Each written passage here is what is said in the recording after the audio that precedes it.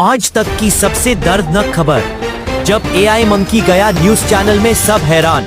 Live camera पे बंदर ने निकाली गन और बोला सब्सक्राइब करो सालो। एंकर हिला। जी हाँ, आपने बिल्कुल सही सुना है। एआई मंकी का चैनल अब सिर्फ मजाक नहीं, एक धमाका है। पब्लिक शॉक में, व्यूज रॉकेट जैसे ऊपर। आप भी देखो, सब्सक्राइब करो और एआई मंकी की ब्रेकिंग दुनिया में घुसो। आज के लिए बस इतना ही, मिलेंगे अगले खतरनाक न्यूज के साथ।